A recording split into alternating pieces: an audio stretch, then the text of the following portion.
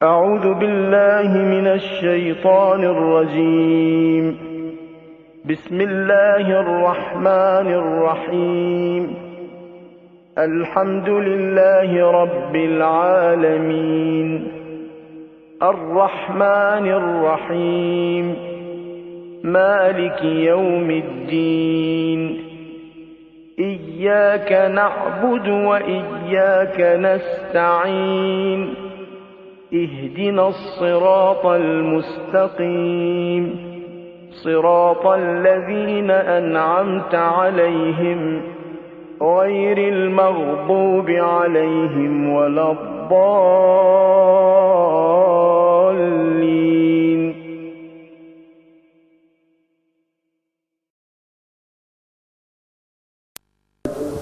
ولعنة الدائمة ولا أعدائهم أجمعين من الأزل إلى الأبد.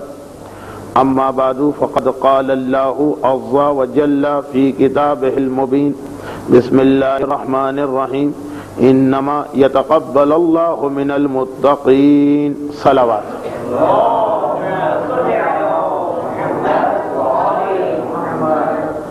قرآن کریم کی جس آیت کی تلاوت کی گئی یہ اسلام کا اتنا اہم حکم ہے کہ جسے ایک لمحے کے لیے بھی انسان فراموش کر دے تو اس کی ساری نیکیاں اور اس کی ساری عبادتوں کا ثواب ضائع ہو سکتا ہے. ارشاد ہو رہا ہے کہ ایک انسان کتنے ہی نیک اعمال کیوں نہ انجام دے، ایک انسان کتنی ہی نیکیاں کیوں نہ کرے، ایک انسان اللہ کی کتنی ہی عبادتیں کیوں نہ کرے، مگر یاد رکھو انما یتقبل اللہ من المتقین، خدا قبول صرف اسی کا عمل کرے گا جو صاحب تقوی ہے، جو متقی، جس کے پاس تقوی ہے، نیکی اسی کی قبول ہے. یہ ایک الگ موضوع اور ایک الگ مسئلہ ہے کہ جس کے پاس تقوی نہیں اس کی نیکی قبول نہیں. تو کیا اس کا یہ مطلب ہے کہ اس کی ساری نیکیاں بالکل بیکار اور بے فائدہ ہیں؟ تو ایسا تو نہیں. بیکار اور بے فائدہ تو شیطان کی نیکیاں بھی نہیں ہوئی. اللہ نے شیطان کی نیکیوں پر بھی اس کو اجر دیا، لیکن قبولیت کی منزل تک صرف اس کے اعمال پہنچیں گے کہ جس کے پاس تقوی پایا جاتا. اب دونوں چیزوں میں فرق کیا ہے؟ یہ خود علم کلام کا اور تفسیر کا ایک انتہائی اہم موضوع، لیکن بہت ہی مختصر اس بات کو رکھتے ہوئے کہ قبولیت کا مطلب ہے وہ اجر، وہ ثواب، وہ ریوارڈ، وہ انعام کے جو قیامت اور اس کے بعد کے مرحلوں میں ملے گا. اور قبول نہ ہونے کا مطلب یہ ہے کہ جو نیکیاں تم نے کی یا تو وہ بالکل ہی ضائع ہو جائیں گی اگر اس میں کوئی شرط نہیں، اور یا پھر ان کا اجر و ثواب تمہیں دنیا میں مل گیا، زیادہ سے زیادہ یہ کہ قبر میں مل گیا. یہودی اور عیسائی ظاہری اعتبار سے دنیا کے پریشان حال لوگوں کی مدد کے لیے کتنا پیسہ خرچ کرتے ہیں، اگرچہ ان میں سے بھی اکثریت وہ جس کی نیت میں کوئی کھوٹ یا فریب ہوتا. لیکن اگر ہم مان بھی لیں کہ کچھ پرسنٹ ایسے ہیں کہ جن کو انسانیت کا دکھ ہوتا ہے، انسانیت کا درد ہوتا ہے، صومالیہ کے قحط زدگان کو دیکھ کے وہ تڑپ اٹھتے ہیں، تو بہرحال نیکی کرے لیکن وہ نیکی قبول نہیں. جو کچھ بھی انہوں نے نیکی کی اس کا اجر انہیں قیامت سے پہلے کسی نہ کسی شکل میں مل جائے گا. قیامت کے بعد والا اجر جو پرماننٹ اجر ہے، جو رہ جانے والا اجر ہے، جس کا ثواب اور فائدہ انسان کو ہمیشہ ملے، وہ قرآن نے اعلان کر دیا کہ انما یتقبل اللہ من المتقین. اللہ نیکی صرف اس کی قبول کرتا ہے جس کے پاس تقوی پایا جاتا ہو. بغیر تقوی کے کوئی نیکی قبول نہیں ہو رہی. اور پھر یہ بات بھی امام نے اپنی جگہ ارشاد فرمائی کہ یاد رکھو تقوی بدون علم ممکن نہیں، اس لیے کہ وہ بہت ہی مشہور و معروف خطبہ حمام جس میں مولا کائنات کا ایک صحابی ایک سوال کرتا ہے. اکثر نہج البلاغہ کا تعارف کراتے ہوئے یہ جملہ میں کہتا ہوں کہ اگرچہ اس وقت بھی نہج البلاغہ میں جو خطبات ہیں ان کو مکمل نہ سمجھیے، کیونکہ نہج البلاغہ کے خطبے جمع کرنے والی شخصیت سید رضی علیہ الرحمن مولا کے خطبات کو مکمل جمع کرنے کا انتظام نہیں کیا تھا، بلکہ وہ عربی زبان جاننے والوں کو عربی بولنے اور عربی لکھنے کا طریقہ سکھانا چاہتے تھے. اس لیے انہوں نے مولا کے خطبات کے ایکسٹریکٹ یا اقتباسات لیے کہ ایک نمونہ مل جائے ان کو کہ صحیح عربی کیسے بولی جاتی. لیکن نامکمل خطبات لینے کے باوجود 2 خطبے نہج البلاغہ میں ایسے جو ویسے ہی مکمل نہیں ہو سکیں. مولا کائنات نے خطبہ شروع کیا، اختتام تک نہیں پہنچا پائے تھے. ایک خطبہ حمام، ایک خطبہ شقشقیہ. خطبہ شقشقیہ بھی موجودہ ماحول کے اعتبار سے ہمارے بچوں اور نوجوانوں کو ضرور پڑھنا چاہیے. جب ملک کا ماحول ایسا بن گیا کہ ہم اپنے عقائد اور ہم اپنی تاریخ ممبروں سے بیان کر نہیں سکتے، کتابوں میں چھاپ نہیں سکتے، اجتماعات میں لوگوں تک پیش نہیں کر سکتے، اور جو پرانا ایک طریقہ تھا کہ ہماری خواتین عقائد تشیع اور تاریخ شیعت پر اتنا عبور رکھتی تھی کہ گودوں میں بچوں کو کھلاتے کھلاتے شیعت کے سارے عقائد اور پوری تاریخ منتقل کر دیتی تھی، ایسی خواتین بھی اب ہم کو نظر نہیں آ رہی. تو ان حالات اور ماحول میں کچھ ایسی باتیں ہماری قوم کے درمیان آ گئیں جو آگے چل کے از حد نقصان دہ ہونے والی، اور جن میں ایک خیال یہی کہ مولا کائنات کا اپنے زمانے میں کسی سے وہ اختلاف نہیں جسے اتنا بڑھا چڑھا کے آج پیش کیا جا رہا. ایک خطبہ شقشقیہ ہی انسان پڑھ لے جو نہج البلاغہ کے بالکل شروع کے خطبات میں سے تیسرا، چوتھا یا پانچواں، کیونکہ جو نمبرنگ ہے اس میں ذرا اختلاف پایا جاتا.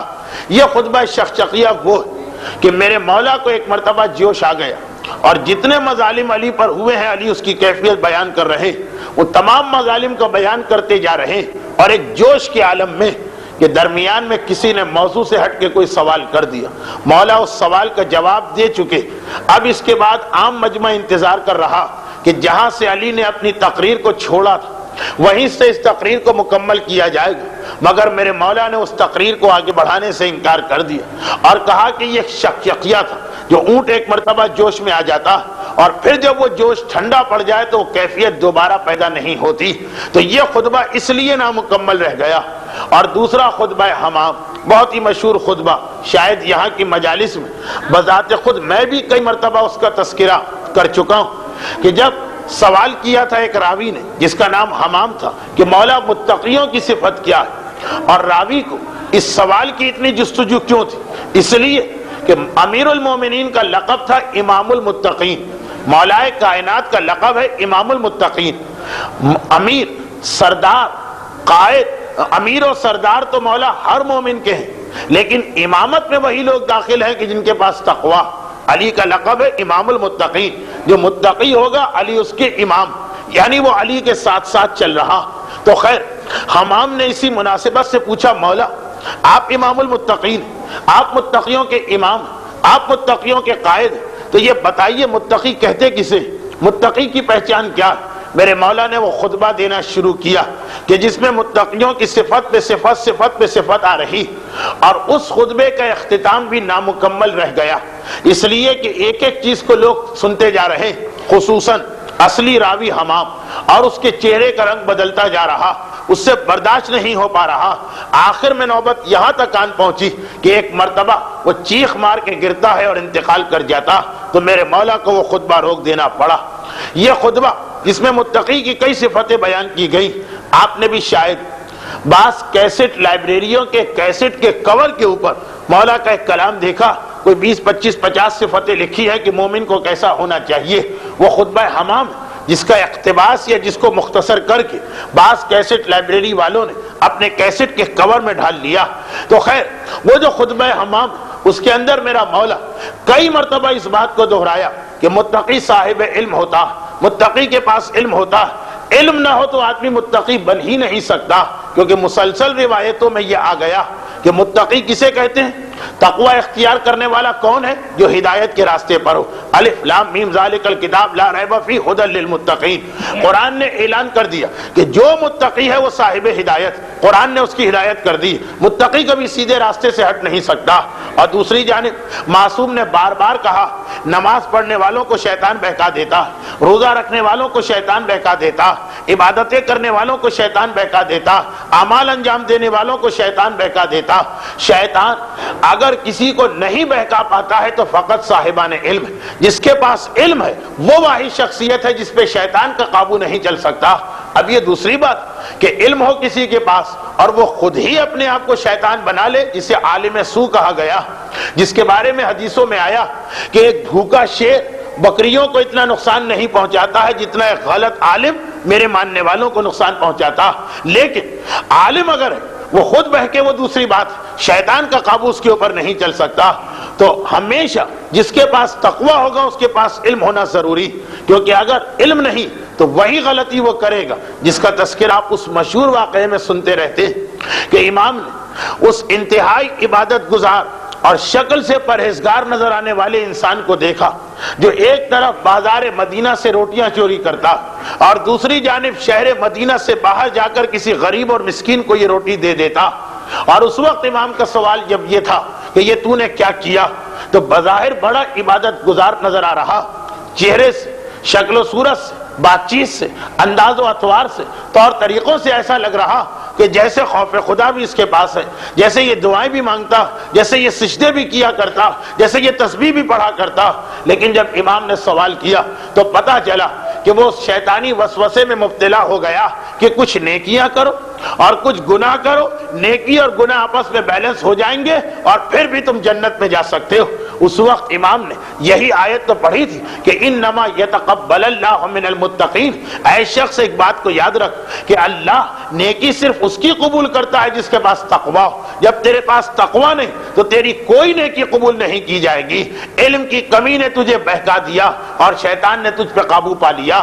یہی وجہ کہ اسلام نے ہمیشہ حکم دیا کہ جہاں اسلامی معاشرہ ہوگا وہاں دو میں سے ایک چیز ضرور ہونا چاہیے، یا ایک عالم کا وجود ہونا چاہیے یا کم سے کم عالم سے محبت کرنے والوں کا وجود ہونا چاہیے. اسے بھی اسلام نے ایک عبادت سمجھا، اسے بھی اسلام نے ایک نیکی قرار دیا، بالکل اس طرح سے جس طرح دنیا میں کوئی ملک کامیاب نہیں رہ سکتا. وہ دو چار ملکوں کی مثال چھوڑیے، لیکن دنیا میں کوئی ملک کامیاب نہیں رہ سکتا جس کے پاس اپنی فوج نہ ہو، جس کے پاس اپنا ڈیفنس سسٹم نہ ہو. اور چلے اگر آپ کہہ دیں کہ سوئٹزرلینڈ کے پاس کوئی فوج نہیں، تو پھر ایک مرتبہ یہ جملہ سمجھ لیں کہ دنیا میں کوئی ایسا ملک باقی نہیں رہ سکتا جس کے چاروں طرف دشمن ہو اور پھر بھی وہ اپنی فوج نہ رکھے، پھر بھی وہ اپنے لیے دفاع کا اور ڈیفنس کا انتظام نہ کرے. ہو سکتا ہے کہ ایک ایسا ملک ہو جس کا کوئی دشمن نہیں اور اس کے پاس فوج نہ ہو تو اس کو کوئی مسئلہ پیش نہ آئے، لیکن ہر وہ شخص جس کے دشمن اس کو گھیرے میں لیے ہوئے، ہر وہ ملک جس کے چاروں طرف ایسے دشمن ممالک ہیں جو اسے پھاڑ کھانے کو تیار بیٹھے، اگر یہ ملک اپنے ڈیفنس کا، اپنے دفاع کا انتظام نہ کرے تو یہ باقی نہیں رہ سکتا. ہو سکتا ہے 10 سال معاملہ چل جائے، ہو سکتا ہے 20 سال معاملہ چل جائے، ہو سکتا ہے 50 سال معاملہ چل جائے، لیکن دشمن اسے ختم کر کے رہیں گے. بس اسی طرح سے ایمان کی ایک مملکت اور ہمارا ملک ایمان، ہم جو صاحبان ایمان، ہم سوئٹزرلینڈ کی طرح نہیں کہ ہمارا کوئی دشمن نہ ہو. وہ منافق ہوتا ہے جس کا کوئی دشمن نہ ہو، ہمارا تو کھلا دشمن جس کے بارے میں قرآن بار بار کہہ چکا کہ اپنے آپ کو شیطان سے بچاؤ. فَاتَّخِذُوهُ عَدُوًّا إِنَّ الشَّيْطَانَ لَكُمْ عَدُوٌّ. شیطان تمہارا دشمن ہے، کھلا ہوا دشمن ہے، تمہیں اپنے آپ کو اس سے بچانا. ہماری مثال، مومن کی مثال، ایک صاحب ایمان کی مثال، ایک شیعہ کی مثال سوئٹزرلینڈ جیسی نہیں، ہماری مثال اس جیسی کہ چاروں طرف سے دشمن اسے پھاڑ کھانے کو آ رہے ہیں. اب اگر ہمارے پاس اپنی فوج نہ ہو، اگر ہمارے پاس اپنے دفاع کا انتظام نہ ہو، اگر ہمارے پاس ہتھیار نہ ہو، ہم ایک لمحے کے لیے بھی اپنے آپ کو نہیں بچا سکتے. اور مومن کا دفاع علم ہے، مومن کا دفاع عالم ہے. چنانچہ جہاں کہیں اسلامی معاشرہ ہوگا وہاں عالم کے وجود کو لازم سمجھا گیا، وہاں عالم کے وجود کو ضروری سمجھا گیا. اور ایک روایت میں اگرچہ امام کسی اور چیز کو سمجھا رہے لیکن وہ دوسری چیز کو سمجھاتے سمجھاتے بتا گئے کہ 3 چیزیں ہر اسلامی معاشرے کا جز ہونا چاہیے. حدیث تو اگرچہ کچھ اور کہ 3 چیزیں ایسی ہیں جو قیامت کے دن خدا سے شکوہ کریں گی کہ لوگوں نے ہم سے فائدہ حاصل نہیں کیا: قرآن، مسجد، عالم. لیکن اس حدیث کے اندر بین السطور یا چھپا ہوا پیغام یہ پوشیدہ کہ جس طرح سے کوئی مومن ہو اس کا گھر قرآن سے خالی نہیں رہ سکتا، اسی طرح صاحبان ایمان کی کوئی بستی ہو وہاں قرآن بھی ہونا چاہیے، وہاں مسجد بھی ہونا چاہیے، وہاں عالم بھی ہونا چاہیے. اور ہمارے سامنے سب سے واضح مثال خود اللہ کا رسول. جب تک مکے میں پیغمبر اسلام تھے کفار مکہ کا دباؤ اتنا زیادہ تھا کہ مسلمانوں کے لیے ممکن نہ تھا. لیکن جیسے ہی مدینہ پہنچے، مدینہ پہنچتے ہی پیغمبر اسلام نے فی الفور یہی دو کام تو انجام دی۔ پہلا کام یہ انجام دیا کہ ایک مسجد کو بنانا، سب سے پہلا پیغمبر کا مشن، مدینے میں آئے ہیں مسجد پہلے بنے گی، حتیٰ یہ کہ ایک بہت ہی عجیب صورتحال، اور وہ یہ کہ جس وقت پیغمبر مدینے میں آئے تو خالی اللہ کے رسول اکیلے نہیں آئے، بلکہ مکے سے ہزاروں مسلمان بھی ہجرت کر کے آئے، یہ لٹے پٹے آئے۔ پیغمبر اسلام کا تو استقبال کر لیا مدینے والوں نے، پیغمبر اسلام کی تو ساری ضروریات پوری ہو گئی، مگر یہ سارے کے سارے باقی جو مسلمان ہجرت کر کے آ رہے تھے، یہ وہ تھے جو اپنے خاندان سے چھپ کے آئے، نہ ان کے پاس پیسہ، نہ ان کو ان کا حق دیا ان کے مکے والے رشتہ داروں نے، یہ آئے ہیں ایک جوڑا لباس کا پہن کر، نہ کھانے کا انتظام، نہ رہائش کا انتظام، نہ کوئی کاروبار کا انتظام۔ ظاہری اعتبار سے پیغمبر اسلام کو سب سے پہلے ان لوگوں کی جانب توجہ دینا چاہیے تھی، یہ حقوق الناس کا مسئلہ، یہ ان کی بھوک اور پیاس کا مسئلہ، یہ ان کی رہائش کا مسئلہ، مگر نہیں، اللہ کے رسول نے یہ پیغام دیا، جسم کی بھوک اپنی جگہ، مگر روح کی جو بھوک ہوتی ہے، جو بغیر ایمان کے اور بغیر علم کے نہیں مٹ سکتی، اس کی اہمیت زیادہ۔ چنانچہ آج بھی اگر آپ مسجد النبوی میں جائیں، انشاءاللہ جو مومن اور مومنہ اب تک مدینہ، مکے اور دیگر زیارات سے محروم، پروردگار ان سب کو مشرف کرے گا تمام زیارتوں سے۔ جو زیارت کر کے آ چکے ہیں وہ میری بات سمجھ رہے ہیں، اور وہ دوسرے مومنین کرام کو سمجھا سکتے ہیں کہ آج بھی جس وقت ہم مدینہ شہر کے اندر داخل ہوتے ہیں تو پتہ چلتا ہے کہ اس مدینہ شہر میں دو اہم ترین مقام، ایک مسجد النبوی رسول کی اپنی مسجد، ایک جنت البقیع ہے قبرستان۔ مسجد النبوی جو تمام دنیا کے مسلمانوں کے لیے خانہ کعبہ کے بعد دوسرا اہم ترین، مقدس ترین اور آرزو والا مقام، جہاں جانے کے لیے ہر انسان تڑپتا ہے، مکہ مدینہ مکہ مدینہ۔ لیکن مدینہ کی مسجد میں آپ جائیں تو میری بات یاد رکھیے کہ آج بھی وہاں پہ گواہی پائی جائے گی، آج بھی وہاں آپ کو ثبوت ملے گا کہ پیغمبر اسلام نے جس وقت ہجرت کے بعد مدینہ کا نظام سنبھالا تو کس چیز کو ترجیح دی، کس چیز کے اوپر۔ ہم مسجد میں داخل ہوتے ہیں تو ایک مرتبہ پہلے تو لوگ ہم کو بتاتے ہیں کہ اس مسجد میں بہت سارے دروازے، لیکن تم باب جبرائیل سے جاؤ، اس لیے کہ یہ دروازہ سب سے اہم دروازہ، سارا عالم اسلام اس دروازے سے جانا چاہتا۔ ہم باب جبرائیل سے، ایک دروازے کا نام ہے باب جبرائیل، مسجد کے اندر داخل ہو، آگے بڑھے تو ہمیں مسجد کے اندر ایک عجیب چیز نظر آئی، باقاعدہ ایک چبوترا بنا ہوا، مسجد کے اندر چبوترا بنا ہوا۔ ہم حیران و پریشان ہو گئے، ہمارے سیدھے ہاتھ پہ یہ چبوترا، مسجد میں چبوترے کا کیا کام؟ لوگوں نے کہا کہ اس کا نام صفہ، اور پھر اس کی ایک تاریخ بتائی۔ کیا تاریخ بتائی؟ کہ اللہ کے رسول نے مدینے آتے ہی سب سے پہلے مسجد بنائی، اور مسجد بنانے کے دوران پیغمبر نے مسجد کے باہر ایک چبوترا بنایا، اس پر کھجور کے درخت کے پتوں کا ایک سائبان یا ایک شیڈ یا ایک چھت ڈال دی، بس ایک چبوترا ہے، ایک چھت چاروں طرف سے کھلا ہوا، اور جتنے بھی ایسے مہاجر تھے جن کا مدینے میں کوئی جاننے والا یا دوست نہ تھا، ان سب کو پیغمبر نے یہاں لا کے رہائش دی، اور کہا کہ تم لوگ یہاں ٹھہرے رہو، یہاں تم لوگ انتظار کرو، یہاں تک کہ آہستہ آہستہ مدینے کے اندر مکانات بنتے جائیں گے، ان لوگوں کو مکانات دیے جائیں گے۔ اب عجیب بات یہ کہ یہ سارے لوگ بے گھر ہیں، اور یہ بے گھر لوگ کوئی غلام نہیں ہے، کوئی کنیز نہیں ہے، کوئی بھک منگے نہیں، مکے میں ان کے بڑے بڑے کاروبار تھے، مکے کے صاحب حیثیت اور صاحب ثروت لوگ۔ پیغمبر اسلام ان کے لیے تو ایک چبوترا بنا کر کھجور کے پتے ڈال کے کہا کہ اس میں آرام کرو اور تمہارے مکان بنتے رہیں گے، اور اس سے پہلے مسجد النبوی کو بنا لیا۔ اب وہ دوسری بات کہ تاریخوں میں ہے کہ پیغمبر اسلام کو یہ خیال تھا، وہ جو اپنی امت کے لیے رؤوف اور رحیم خیال تھا کہ یہ بیچارے ایک زمانے میں اس حیثیت والے آج ایک شیڈ کے اندر، آج ایک چبوترے کے اوپر پڑے ہوئے، ان کی دلجوئی زیادہ ضروری۔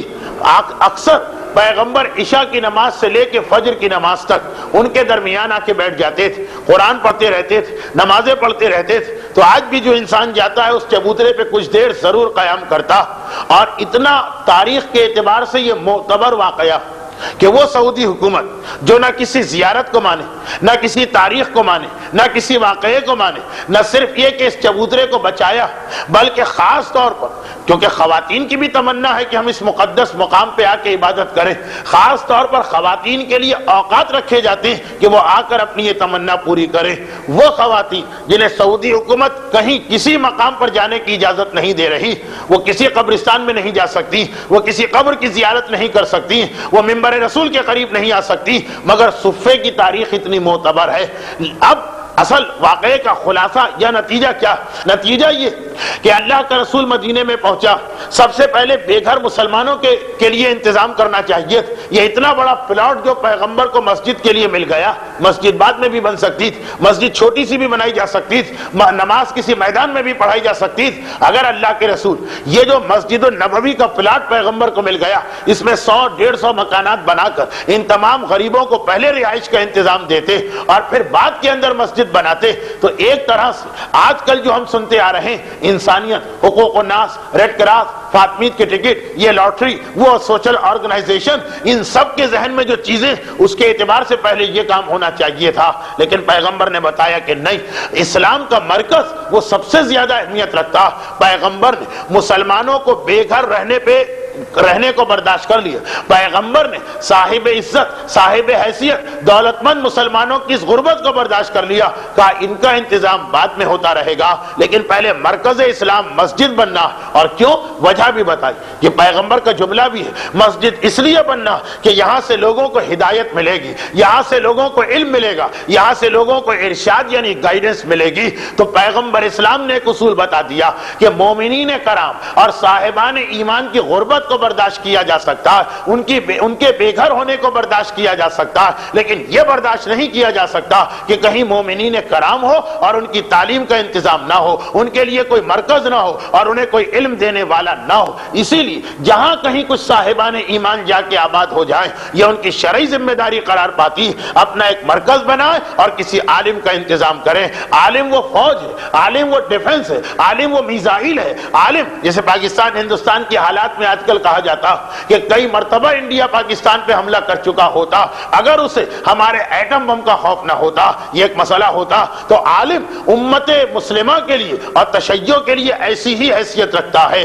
اللہ کا رسول گھر بعد میں بنائے گا، رہائش کا انتظام بعد میں کرے گا، مسلمانوں کی ویلفیئر کو بعد میں سوچے گا، پہلے مرکز بنانا ہے، پہلے تعلیم کا انتظام کرنا ہے۔ اور یہی وجہ کہ شیطان کبھی سے اس کو برداشت نہیں کر پائے گا۔ یہ تو ایک چیز اصول کے طور پہ یاد رکھی، جس طرح 2 + 2 ہمیشہ 4 ہوتے ہیں، نہ 3 ہوتے ہیں نہ 5 ہوتے ہیں، اسی طرح ایک اصول کہ جس چیز کو رسول سب سے اہم قرار دے، شیطان اسی کو سب سے غیر اہم بنائے گا۔ جس چیز کو رسول ہمیں سب سے زیادہ یاد دلائیں، شیطان وہی چیز ہمارے ذہنوں سے نکالے گا اور ہمیں بھلانے کی کوشش کرے گا۔ اب رسول کی پوری کوشش پہلے مرکز بنے اور مرکز بھی عالم کے ساتھ ہو، اور اس مسئلے پہ پیغمبر اسلام اتنے زیادہ سنجیدہ تھے کہ یہ بھی روایتوں میں کہ بعد میں اللہ کے رسول نے کفار مکہ تک کو استعمال کیا مسلمانوں کو علم پہنچانے کے لیے، کفار مکہ تک کو۔ 1 سال کے بعد بدر کی لڑائی ہوئی، بدر کی لڑائی میں کافروں کو شکست ہوئی، مگر بڑے بڑے ان کے سردار گرفتار کیے گئے۔ پیغمبر اسلام نے شرط لگائی، ایک مسلمان کو لکھنا پڑھنا سکھاؤ اور تمہیں رہائی مل رہی، مسلمان کو لکھنا پڑھنا سکھاؤ تب تمہیں آزاد کیا جائے گا۔ پیغمبر اسلام مسجد النبوی کو مرکز بنا رہے ہیں۔ ہاں ایک بات میں اس لیے کہہ دوں کہ باوجود یہ کہ بہت ہی سمجھدار مجمع ہے میرے سامنے، لیکن پھر بھی کچھ چیزیں ذہنوں میں غلط فہمی پیدا کرتی ہیں۔ ایک سوال یہ آ سکتا ہے، اور اکثر یہ لوگ سوال مدینے میں بھی جا کے مجھ سے کرتے ہیں کہ مسجد کے اندر کفار کیسے آ گئے؟ کیا کافر مسجد میں آ سکتا ہے؟ شاید میں نے جو آخری درس دیا تھا اپنے سفر عمرہ سے پہلے، اس میں بابری مسجد کے حوالے سے یہ بات کی گئی تھی کہ تمام مسجدوں کے اندر کافر کا داخلہ منع، لیکن ابھی میں بات کر رہا ہوں کہ کفار مکہ کو پیغمبر نے مدینے کی مسجد میں بلایا اور کہا کہ ایک ایک مسلمان کو پڑھاؤ تب تمہیں آزادی ملے گی۔ اب دیکھیے وقت تو ویسے ہی کم ہے، اس قسم کی باتوں میں ہم چلے جائیں تو موضوع اور نامکمل رہ جاتا، لیکن کیا کیا جائے، اتنے نکتہ چین اور عیب نکالنے والے لوگ بھی بعض اوقات مجلسوں میں آتے ہیں کہ جن کا کام ہی یہی ہوتا ہے کہ کوئی ایسا جملہ پکڑو کہ جس پر اعتراض ہو سکے۔ اس لیے واضح کر دوں کہ یہ حکم کہ مسجد میں کافر کا داخلہ حرام ہے، ممنوع، یہ کب آیا؟ یہ 9 ہجری میں آیا۔ 9 ہجری پیغمبر کے انتقال سے صرف 1 سال اور 3 مہینے پہلے، صرف پیغمبر کے انتقال سے 15 مہینے پہلے، پیغمبر کی عمر 63 سال، یعنی تقریباً 61.5 سال تک مسجدوں میں کافروں اور مشرکوں کے داخلے پہ پابندی نہیں تھی۔ یہی وجہ کہ یہ تو خیر مدینے کی مسجد النبوی، خود خانہ کعبہ جیسا مقدس مقام، اور کافر اس میں آتے جاتے تھے، یہاں تک کہ فتح مکہ کے بعد بھی آتے تھے۔ 9 ہجری کو سورہ توبہ نازل ہوا جس میں کہا گیا کہ ان المشرکین نجس، مشرکین نجس ہے۔ اب ان کو کسی مسجد کے قریب نہ جانے دو.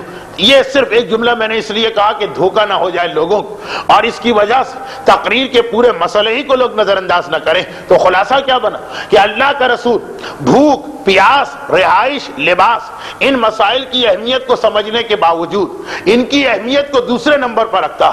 پہلا مسئلہ ہے مرکز، اور مرکز سے درس و تدریس ہو، مرکز سے علم کو پھیلایا جائے، مرکز سے لوگوں کو طالب علم بنایا جائے. اور یہی وجہ کہ آج جو یہ مجلس ایصال ثواب کی، ایک ایسے عالم کے ایصال ثواب کی مجلس جنہوں نے کافی طویل عرصے تک، شاید بالکل ابتدا سے لے کے کافی طویل عرصے تک اس پورے علاقے کی، اس پورے محلے کی وہ دینی خدمت انجام دی کہ اگر ان کے احسان کو یاد کیا جائے تو آدمی یہ بھی کہہ سکتا کہ والدین کے احسان سے زیادہ ایسے عالم کا احسان ہو جاتا جو ہمیں دو مسئلے بتا دیتا، جو ہمارے لیے آخرت کو ذرا آسان کر دیتا. یہ دوسری بات کہ جو مجمع میرے سامنے، اسے دیکھ کے یہ اندازہ نہیں ہو رہا کہ واقعات ان عالم کے اس احسان کو تسلیم کر کے سب لوگ یہاں جمع ہوئے. میرا اندازہ یہ کہ سوئم اور چیلم کی مجالس وہ ہوتی ہے جس میں لوگ آتے ہیں، یہ تو ایصال ثواب کی ایک مجلس. مگر یاد رکھیں کہ ہر جگہ جہاں پہ مومن پہنچے گا اس کو ایک عالم کا انتظام ضرور کرنا، اور وہ عالم کا انتظام بھی کیسا. اس لیے نہیں جو ہمارے یہاں بہت سی جگہوں پر عالم کو کس لیے رکھا جاتا، عالم کا انتظام کس لیے کیا جاتا، فقط اس لیے کہ آدمی کو جب کسی کو برا بھلا کہنا ہو، کبھی اپنے دل کا غصہ نکالنا ہو، کبھی کسی کی غیبت کرنے کو بھی دل چاہے، تو بجائے اس کے کہ دوستوں اور رشتہ داروں پہ غصہ کرے، ایک تو ایسا ٹارگٹ و نشانہ ہونا چاہیے. جس طرح جو لوگ نشانہ بازی کی مشق کرتے ہیں وہ اپنے گھر میں ایک ہدف، ایک ٹارگٹ رکھا کرتے ہیں کہ ہمیشہ جا کے اسی کو مارا کریں گے. تو ہمارے یہاں بعض لوگوں نے عالم رکھنے کا یہ مطلب سمجھا کہ شاید عالم کی غیبت تو معاف ہے، شاید عالم پہ تہمت لگانا تو معاف ہے، شاید عالم سے بدتمیزی کرنا تو معاف ہے. معاف تو چھوڑیں، شاید کچھ لوگ یہ سمجھتے ہیں کہ اس میں ثواب ملا کرتا، یہ عبادت ہوا کرتی، اس لیے کوئی ہفتہ ان کا ناغہ نہیں جاتا. جس طرح شب جمعہ زیارت وارثہ اور دعائے کمیل ضرور پڑھا کرتے ہیں، اس طرح ایک آدھ مرتبہ ہفتے میں اس عالم کو جو ان کے محلے میں ہو، یا جس کے پیچھے وہ نماز پڑھتے ہو، یا جو ان کو تعلیم دے رہا ہو، کہیں نہ کہیں کسی نہ کسی بہانے تہمت، غیبت، برائیاں، عیب جو ہمارے یہاں ایک عام طریقہ کار سمجھا جاتا کہ شاید رسول نے ایک عالم اس لیے رکھا تاکہ ہم اپنے دل کی بھڑاس نکال سکیں، تاکہ ایسا نہ ہو کہ یہ جو چیزیں ہم دل میں دبا دبا کے رکھتے ہیں تو ہم پاگل نہ ہو جائیں، ہمیں دماغی دورہ نہ پڑ جائے. تو ایک عالم کی ذات کو رکھ دیا کہ سارا غصہ، ساری بدتمیزی، ساری بد تہذیبی اس کے ساتھ کر لو. لیکن جب ہم اس روایت کو پڑھتے ہیں العہدۃ علی الراوی، ٹھیک ہے، لیکن اس کے باوجود جب اس روایت کو پڑھتے ہیں تو اندازہ ہوتا کہ پروردگار عالم کی نگاہ میں ایک عالم باعمل کا مقام کیا. وہ تو ان تمام احادیث کو سنیے جس میں کہا گیا جب کسی عالم کا انتقال ہوتا، وہ تو آپ نے کئی دفعہ حدیث سنی، ایصال ثواب کی مجلس ہو، مراجع کی مجلس ہو، آپ یہ حدیثیں سنتے ہیں، موت العالم موت العالم، عالم کا انتقال نہیں ہوا، عالم کا انتقال ہو گئے. یہ بھی آپ سنتے ہیں کہ جب کسی عالم کا انتقال تو اسلام کو ایسا نقصان پہنچتا کہ قیامت تک پھر کوئی چیز اس کا ازالہ نہیں کر سکتی. یہ بھی آپ سنتے ہیں جب کسی عالم کا انتقال تو شیطان اس دن عید مناتا. یہ بھی آپ سنتے ہیں کہ جب کسی عالم کا انتقال ہوتا تو وہ زمین روتی ہے جس پہ یہ عالم چلا، وہ آسمان کا وہ ٹکڑا روتا ہے جس نے اس عالم کے سر پہ سایہ کیا، وہ ممبر روتا ہے جس پر یہ عالم بیٹھ کے درس دے رہا تھا، وہ محراب روتی ہے جس میں اس عالم نے بیٹھ کے نمازیں پڑھائی تھی، زمین کے وہ ٹکڑے روتے ہیں جس پہ اس عالم نے بیٹھ کے عبادت کی. یہ ساری چیزیں روتی، یہ ساری چیزیں غم کرتی، کیونکہ وہ عالم کی حقیقت کو جانتے ہیں، وہ عالم کی عظمت کو جانتے ہیں، وہ عالم کی اہمیت کو جانتے ہیں. انہیں اندازہ، انہیں معلوم اتنا بڑا نقصان ہو گیا. محراب روتی کہ اب اس جیسا عالم دوبارہ میرے اندر آ کے کھڑا ہو کے نماز نہیں پڑھائے گا. ممبر روتا کہ ایک ایسا عالم جو مجھ پہ آتا تھا اب میں اس سے محروم ہو گیا. جس طرح سے جنہیں واقعاً اپنے والدین سے زیادہ محبت ہوتی، والدین کے انتقال پہ وہ محسوس کرتے ہیں کہ ان کا کیا نقصان ہو گیا.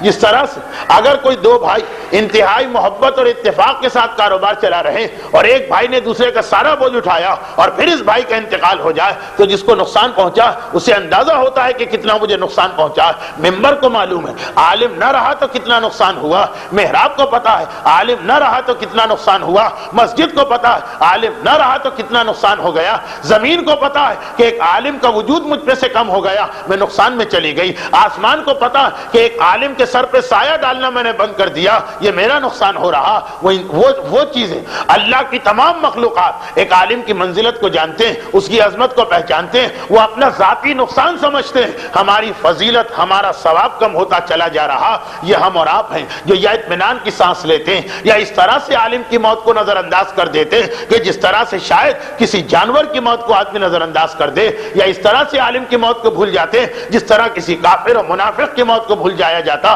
لیکن اللہ کے یہاں عالم کا اتنا ہی بڑا مقام ہے کہ یہ زمین، وہ آسمان، وہ محراب، وہ منبر، وہ مصلی، وہ قرآن، وہ جگہ جہاں وہ درس دیتا، یہ سب کیوں رو رہے ہیں؟ اور پھر ہمارے سامنے یہ حدیث آئی، صادق آل محمد امام جعفر صادق علیہ الصلوۃ والسلام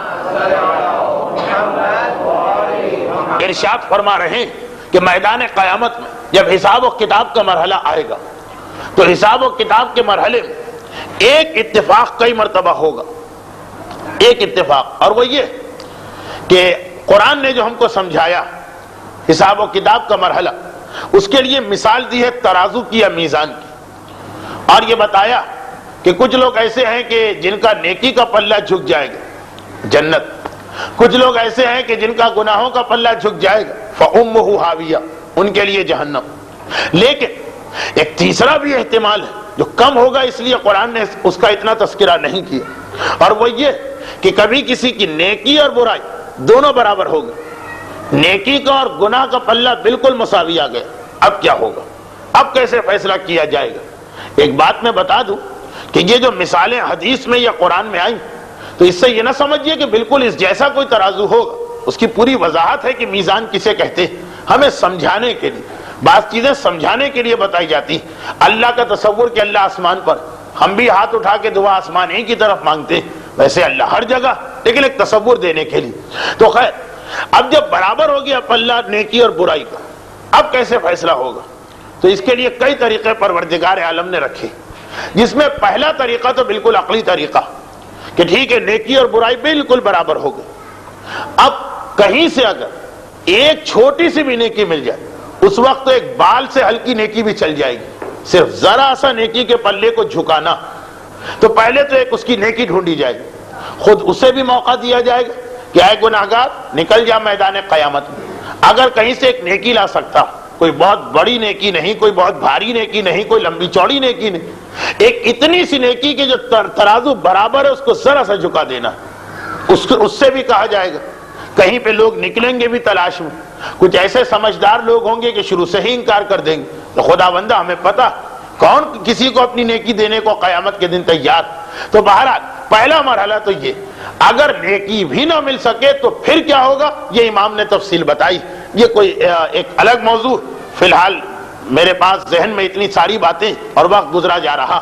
نیکی تلاش کی جائے گی، پہلے تو اس سے کہا جائے گا تم نیکی ڈھونڈو، وہ نیکی نہ ڈھونڈے تو خدا فرشتوں سے کہے گا کہ تم دیکھو اس کے نامہ اعمال کو، بار بار شاید کوئی نیکی مل جائے۔ نیکی تو ساری ترازو میں رکھی جا چکی، کہا جائے گا دیکھو شاید کوئی نیکی بن جائے۔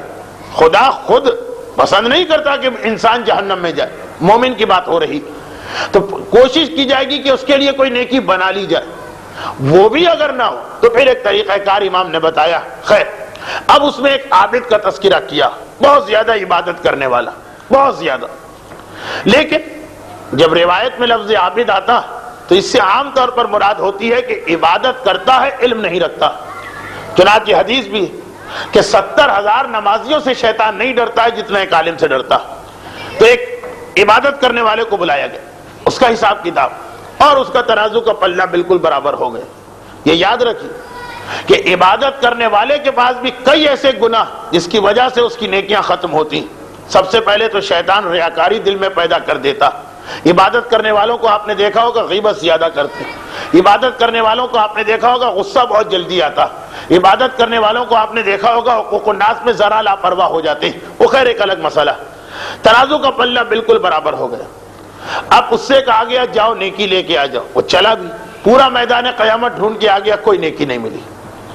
اب مسئلہ اور مشکل، کہا ہے فرشتوں ذرا دیکھو اس کے نامہ اعمال کو، اب تم چیک کرو کوئی ایسا عمل جو نیکی نہ ہو مگر اسے مصنوعی طریقے سے نیکی بنایا جا سکے۔ اب فرشتے بھی ایک مرتبہ چکرائے، کیا مطلب؟ کہا اچھا بالکل نیکیاں اور برائیاں برابر، اتنا دیکھ لو کہ کیا اس نے کبھی کچھ علم حاصل کیا، ذرا سا بھی علم حاصل کیا ہو، یہی اس کی نیکی بنا کے جنت دے۔ فرشتوں نے چیک کیا، کہا کہ نہیں، یہ تو اپنے نماز روزے میں لگا ہوا تھا، اس کو کہاں اس کا موقع اور کہاں اس کے دل میں شوق۔ کہا اچھا یہ دیکھو کہ کیا کبھی یہ کسی عالم کے درس میں جا کے بیٹھا ہو، چند ہی منٹ کے لیے صحیح، دنیا کو دکھانے کے لیے صحیح۔ کہا نہیں پروردگار، یہ تو اپنے نماز مصلی پہ بیٹھا، اس کے نزدیک وہاں جانے کا کوئی فائدہ نہیں تھا۔ اچھا کبھی ایسی گلی سے گزرا جس گلی میں کوئی عالم درس دے رہا، شاید مجھے قربت کی وجہ سے ثواب مل جاتا۔ کہا کہ نہیں، کبھی اس طرح سے بھی نہیں گزر۔ اچھا کبھی ایسا ہوا کہ اس نے کسی عالم کا نام سنا اور اس کے دل میں ذرا سی اس کی محبت پیدا ہو، خالی نام سنے اور دل میں ایک ذرا سی عقیدت آ جائے۔ نہیں پروردگارہ، یہ اپنے نماز روزے میں لگا، ان چیزوں کو اس نے اہمیت ہی نہیں دی۔ اب یہ ساری چیزیں وہ ہیں جو آدمی کو جنت میں لے جا سکتی ہیں۔ آخر خدا نے کہا اچھا اتنا بتا دو کہ کیا کبھی ایسا ہوا کہ اس نے کسی عالم کا نام سنا اور ذرا سی کراہیت اور ناگواری محسوس کی؟ کہا نہیں پروردگارہ، یہ تو اپنے نماز روزے میں لگا تھا، نہ عالم کا نام سننے کی اس کے پاس فرصت تھی نہ توجہ۔ کہا بس اسی چیز کو اس کی نیکی بنا دو کہ اس نے کبھی کسی عالم سے نفرت یا ناگواری دل میں بھی ظاہر نہیں کی، اور اس کو جنت کے اندر لے جاؤ، یہ بھی اللہ کے یہاں ایک نیکی۔ دیکھیے اتنی سی بات ایک آدمی کو جنت میں پہنچائے دے رہی۔ ہماری قوم کا جو مزاج بن چکا، اور اپنی جگہ صحیح، کیونکہ شیطان جب دیکھتا ہے کہ ہمارا عقیدہ ٹھیک، جب دیکھتا ہے کہ ہم عمل بھی کچھ کر لیتے، اب اسے کسی طرح سے تو ہماری نیکیوں کو ضائع کرانا، چنانچہ وہ اتنا بڑا گناہ ہم سے کرا دیتا۔ دیکھیے جب کسی عالم کا نام سن کر ناگواری اور نفرت نہ آئے تو کہیے جنتی، تو اس کا مطلب یہ کہ جس کے دل میں کسی عالم کا نام سن کے ذرا بھی کراہیت آ جاتی، اتنا ہی وہ بڑا گناہگار ہے خدا کی بارگاہ کے اندر۔ الحمدللہ آج کل ہماری قوم میں علماء کا مقام اور علماء کے احترام کا جذبہ پیدا ہو رہا، اور اس فرق کے ساتھ کہ صحیح عالم کون ہے، غلط عالم کون ہے، قابل احترام کون ہے، قابل مذمت کون ہے، لیکن پھر بھی ابھی صحیح معنوں میں حق ادا نہیں ہو رہا، کیونکہ اس کے بعد اب آئیے وہ جو آج کی مجلس کا اصل موضوع، ایک ایسا عالم اس دنیا سے رخصت ہوا جس نے پوری ملت جعفریہ نسل، اس علاقے کی، کراچی کے صاحبان ایمان کی، اور میں بھی بخوبی ان سے آگاہ اور واقف تھا کہ کتنی خدمت کی۔ ایک زمانہ ان کا تھا خدمات دینی کا سلسلہ جاری تھا۔ پروردگار عالم یہ یاد رکھیے کہ ایسا نہیں ہے کہ ہم کسی کے فقط آخری زمانے کو دیکھیں، نہیں، وہ بلوغ سے لے کے ان کا وہ زمانہ میں نے دیکھا کہ جب شباب کا زمانہ تھا، میرے بزرگوں کے بھی وہ دوست اور جاننے والے تھے، تو مجھے پتا کہ واقعاً ایک ایسا عالم گیا کہ اس وقت یہ تمام مخلوقات عالم غم اور علم کے عالم میں، لیکن صرف ایک چیز ہمیں اپنے ذہن میں رکھنا کہ وہ جو اس دنیا سے رخصت ہوئے یا دیگر علماء جو دنیا سے رخصت ہوتے ہیں، میدان قیامت میں کہیں جا کر ہمارے خلاف شکایت کرنے والوں کی لائن میں نہ کھڑے ہو جائیں، اس لیے کہ سب سے بڑا جو خطرہ ہم کو ڈرایا گیا، جو مجلس کے شروع میں حدیث آ چکی، وہ یہ کہ ایک عالم تمہارے درمیان ہو، یہ لازم۔ پیغمبر کہتے ہیں اپنے مکان کا انتظام بعد میں کرو، مسلمانوں کا مرکز، اور اس مرکز میں ایک عالم اس کو پہلے لے کے آؤ۔ اس کے بعد اب دوسرا فریضہ شروع ہوتا، اس عالم کی کتنی باتوں پہ ہم نے توجہ دی، اس عالم سے کتنا ربط و ضبط ہم نے رکھا، اس کے علم سے ہم نے کتنا استفادہ کیا۔ میرا مولا تو کہہ رہا دنیا کے انسان تین ہی، یا عالم ہے جو علم دے رہا، یا طالب علم ہے جو علم لے رہا، یا ہمجن کیڑے مکوڑے خس و خاشاک کوڑا و کرکٹ ہے جو اٹھا کے پھینک دینے کے قابل۔ تو ہمارا شیعہ یا علم لے کر دے رہا یا بھی علم حاصل کرنے کی منزل پہ، جہاں کسی عالم کا نام آئے، جہاں کسی عالم کے انتقال کی بات ہو، پہلا سوال اپنے آپ سے یہ کرنا کہ کیا ہم نے ان کا حق ادا کیا، کیا ہم نے ان کو اپنے خلاف میدان قیامت میں شکایت کرنے والوں میں تو نہیں شامل کر دیا، کہیں وہ ان علماء میں سے تو نہیں جو پروردگار سے جا کے یہ کہیں گے پروردگارہ میں کیسی قوم کے درمیان تھا، میں کیسے محلے میں تھا، میں کیسے علاقے میں تھا کہ جہاں کوئی اس علم کو حاصل کرنے کو تیار نہیں تھا جو میں نے تیرے دین کا علم حاصل کیا تھا۔ اور دیکھیے یہی وہ منزل کہ جہاں اس عالم کو کوئی نقصان نہیں پہنچ رہا، عالم کو کوئی نقصان نہیں پہنچ رہا، نقصان ہمیں پہنچ رہا، اس لیے کہ کمی علم کا نتیجہ یہ کہ ہم نیکی کرنے جاتے ہیں وہ گناہ میں بدل جاتی۔ چھوٹی سی مثال اور آج کی مجلس سے اختتام کو پہنچے۔ عالم اگر شکایت کر رہا تو اس لیے شکایت نہیں کر رہا کہ اسے کوئی نقصان ہو گئے، وہاں تو ایک اصول چلتا کہ اس کی اگر نیت کہ میں لوگوں کو مسائل بتاؤں، اس کی نیت کہ میں لوگوں تک دین پہنچاؤں، چاہے کوئی اس کے پاس نہ بھی آئے اسے اس کا پورا اجر مل گیا، اسے اس کا پورا ثواب مل گیا۔ وہ شکایت اس لیے نہیں کر رہا ہے کہ اس کا کوئی نقصان ہو گیا، وہ شکایت اس لیے کر رہا کہ ہم نے اس کے پاس نہ جا کے خود اپنا نقصان کر لیا۔ اس لیے کہ جتنا علماء سے ربط و ضبط کم ہوگا اتنا ہی شیطان نیکیوں میں گناہ پیدا کرے گا۔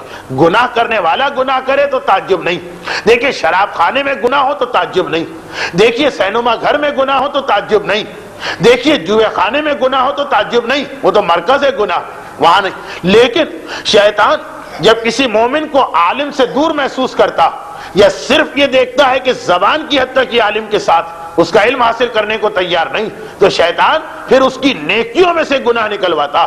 شراب خانے کا گناہ نہیں، مسجد کا گناہ، امام باڑے میں گناہ، خانہ کعبہ کے اندر گناہ، معصوم کے روضے کے اندر گناہ، نماز کے دوران گناہ، زیارت کے دوران گناہ، حج کے دوران گناہ، یہ بھی گناہوں کی ایک قسم اور خاصی خطرناک قسم۔ اس لیے کہ کل رات کو بھی میں نجف حال کے درس میں امام خمینی کا یہ جملہ نقل کر رہا تھا، فتوے کا جملہ۔ فتوہ اور تقریر ان دو میں فرق ہوتا ہے۔ مرجع کی تقریر اسی لیے حجت نہیں، مرجع کے صرف فتوہ حجت کہ فتوے میں ایک ایک لفظ اپنی جگہ حکم خدا ظاہر کر رہا ہوتا۔ فتوے کا مطلب یہ کہ اس میں ایک لفظ بھی مجتہد کی اپنی رائے نہیں۔ خیر، امام خمینی فتوے کی کتاب میں لکھتے ہیں کہ غنا الغناء حرام، سماعہ و اسماعہ و استماعہ و تکسبہ، تین چار چیز، اس کا سنانا بھی گناہ، اس کا سننا بھی گناہ، اس کو سیکھنا بھی گناہ، اور وہ ساری چیزیں۔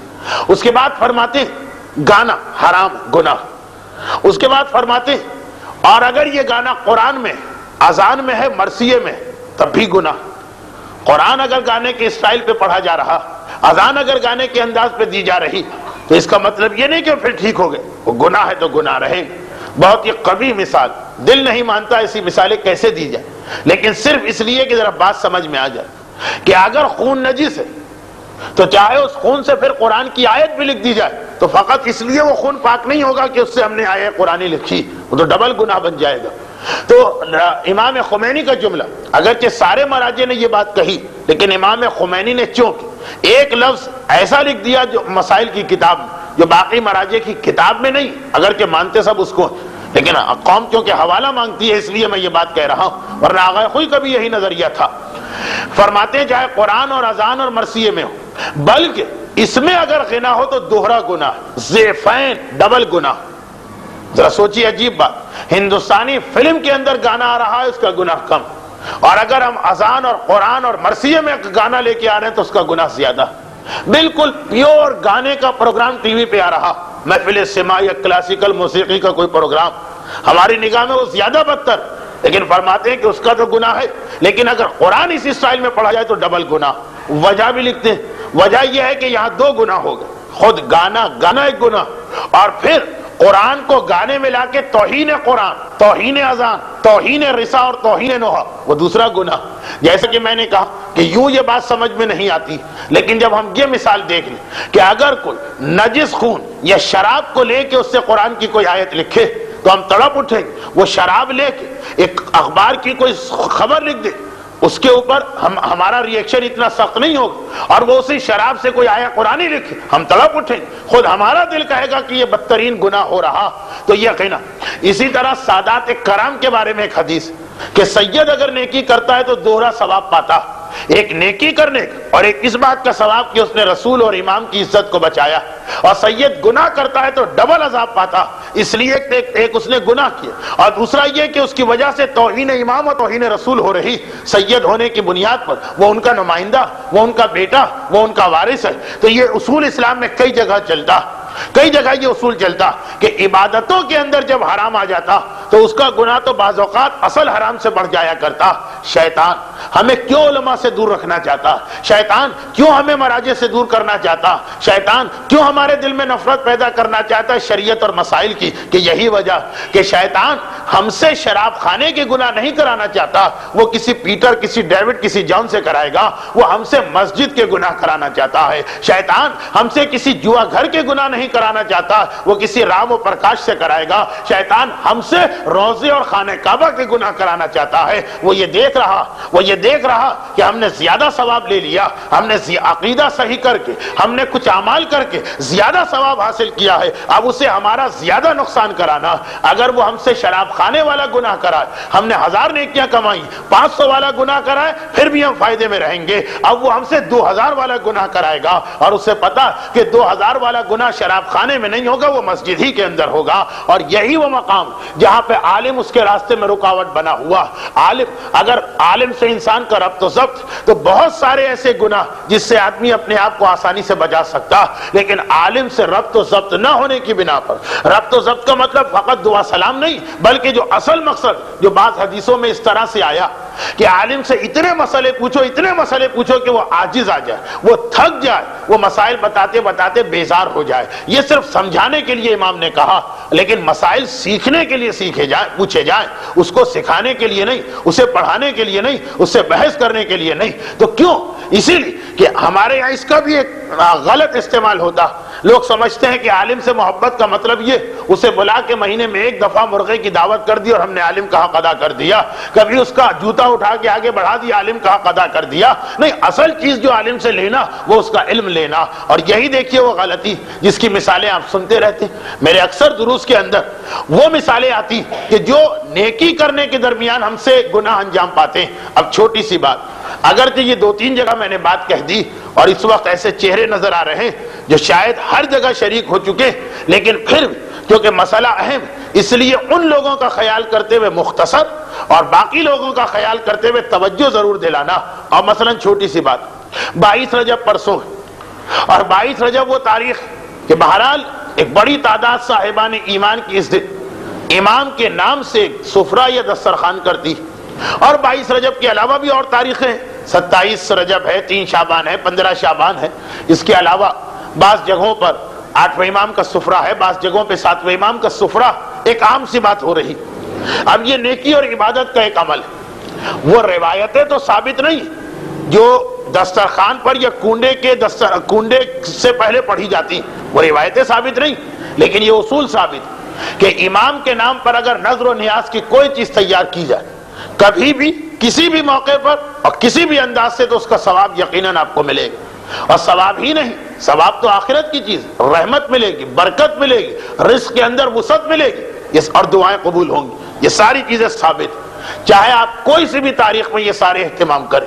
لیکن اب ہماری قوم اس وقت دنیا کے معاشی حالات ایسے کہ ہر آدمی کو زیادہ سے زیادہ کنجوسی کی فکر۔ ہماری قوم یہی وجہ کہ اللہ کے واجبات کے اندر بھی کچھ نہ کچھ چکر چلا جاتی، زکوٰۃ اس بہانے سے معاف کرا لیتے ہیں، خمس اس بہانے سے معاف کرا لیتے ہیں، فطرے میں وہ چیز آ جاتی۔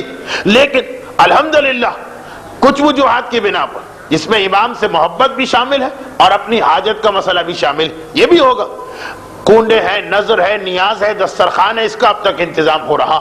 چلے اس نیت سے بھی صحیح، اللہ آپ کو اس کا اجر دے گا، اللہ آپ کو اس کا ثواب دے گا، مگر وہی مسئلہ کہ جب شیطان بیچ میں آ جائے اور عالم کو ہم خود اٹھا کے باہر پھینک دیں، تو ہوتا یہ کہ نیکی کرنے جا رہے ہیں اور ایسی نیکی کرتے کہ امام کی طرف سے جواب آتا کہ اس سے بہتر تھا کہ تم یہ نیکی کرتے ہی نہیں، نیکی نہ کرنے والے کا ثواب بڑھ جاتا۔ اور بہت ہی چھوٹی اس کی میں 2 باتیں کہہ رہا ہوں جو میں نے کل بھی کہی تھی، آج بھی دوہرا دیتا ہوں۔ نمبر 1، ہمارے یہاں اب تک یہ رواج ہے کچھ گھرانوں میں، خصوصاً سادات کے گھرانوں میں مجھے معلوم کہ جو 22 رجب کے کنڈے ہوں یا امام کے نام سے جتنے بھی سفرے اور دسترخوان، اس میں طہارت کا بہت زیادہ اہتمام کیا جاتا، ایسا اہتمام جو شریعت نے واجب قرار نہیں دیا، ایسا اہتمام جو شریعت نے سنت بھی قرار نہیں دیا۔